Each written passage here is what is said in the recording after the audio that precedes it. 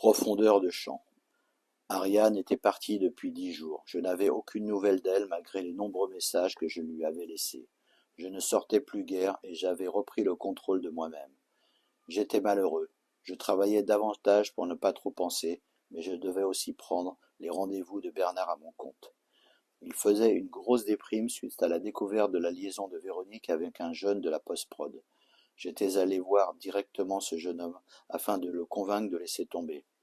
Patrice était un beau gosse, mais aussi un sale gosse. Une vraie tête de con qui m'avait envoyé sur les roses aussitôt que je lui avais expliqué la raison de ma visite. Il ne comprenait rien, et surtout pas qu'il était en train de briser un couple uniquement pour son petit plaisir. C'était un petit merdeux immature et prétentieux. Il m'avait tellement chauffé que je l'avais menacé de le faire virer. Il se foutait complètement de mes menaces. Son oncle était un des membres du CSA. Il m'avait prévenu que j'aurais des ennuis si je lui nuisais. J'eus quelques nouvelles de David par téléphone. Il m'informa à ma grande surprise que Nathalie avait quitté Slim après une sévère dispute et que pour le moment elle vivait chez lui. À cause de tous ces événements, le cercle des bavards ne se réunissait plus. Je me dis alors que les scrupules de Nathalie n'avaient plus lieu d'exister. Je tentai alors de la relancer par des messages subtilement dosés. Elle finit par me répondre qu'elle traversait une période difficile.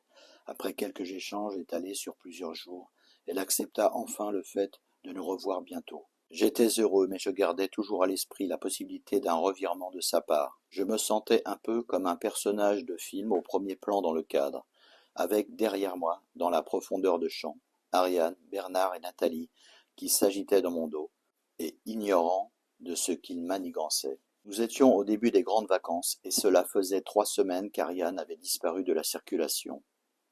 Je commençais à m'inquiéter sérieusement, et je me demandais si je n'allais pas contacter la police. Son téléphone était toujours actif, ce qui me rassurait un peu. Il y avait nombre de gens qui disparaissaient mystérieusement au cœur de nos grandes villes, sans que personne ne les revît jamais. Ce beau matin de juillet, j'étais donc angoissé. J'essayais en vain de prendre des nouvelles à son bureau, mais elle avait apparemment laissé des consignes strictes à mon sujet. Même Conception me répondait qu'elle ne savait pas où était sa fille. Elle mentait, bien entendu, au vu des rapports étroits qu'elles entretenaient toutes les deux. Je menaçais Ariane dans un mail que je lui envoyais des bureaux de Minospreuve de prévenir la police de sa disparition. Je lui signalais que j'habitais chez elle et que cela posait un problème. Elle finit par me répondre par le même canal qu'elle rentrerait bientôt sans me donner de date et que je n'avais pas à m'inquiéter. Elle avait donné des instructions à Anita, la femme de ménage, afin qu'elle continuât de gérer les affaires de la maison. En effet, j'avais toujours eu des chemises propres et repassées. Bernard avait fini par revenir travailler, mais il était dans un triste état moral. Il avait la tête totalement ailleurs. Il m'expliquait que Véronique et lui ne se parlaient plus suite à de grosses disputes à propos de la relation de Véronique avec Patrice. Elle gérait seule leur société de production. Ils ne se croisaient même plus au boulot. Je devais vraiment seconder Bernard. Il oubliait l'essentiel de ce qu'il avait à faire.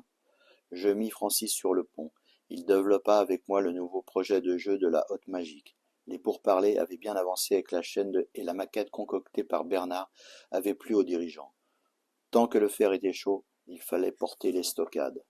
J'étais donc sur tous les fronts avec Francis. On avait repris ensemble un rythme de sortie de 2 fois par semaine et l'on se mettait chiffon pour oublier tous nos soucis. Par contre, je refusais désormais de retourner au Joker. Je continuais à prendre de la coco avec Francis, qui m'avait initié. Ses effets stimulants se ressentaient sur mes journées de travail. Je comprenais pourquoi les gens du milieu s'en mettaient plein le nez. Dans les soirées, les mauvaises fréquentations de Francis tournaient autour de nous, et notamment un petit dealer qui nous approvisionnait discrètement. J'avais rencontré des gens dans cette faune interlope qui s'adonnaient au freebase ou au dragon chasing. Ça me foutait la trouille. Je culpabilisais déjà de m'être laissé entraîner dans cette merde. Moi, cocaïnomane, j'étais déjà alcoolique. La combinaison des deux augmente et prolonge les effets psychoactifs, mais elle produit aussi des dégâts sur le foie et sur le cœur. Malgré cela, je me rendais à l'évidence. J'avais besoin d'un produit efficace pour faire face à la charge de travail, à mes responsabilités et à mes emmerdes.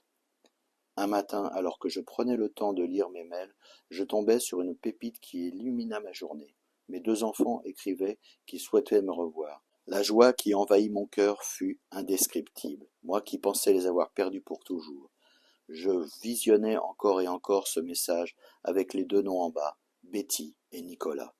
Ils me communiquaient leur portable, je leur donnais immédiatement rendez-vous. Sans doute avais-je tout confondu. Peiné et vexé d'avoir été mis au ban par mon ex-femme, j'avais mis toute la famille dans le même sac. Mais on ne divorce pas d'avec ses enfants, même s'ils avaient pris le parti de leur mère. J'avais enfoui au fond de moi depuis 4 ans maintenant le plus important dans ma vie. Enfin mes enfants revenaient au premier plan.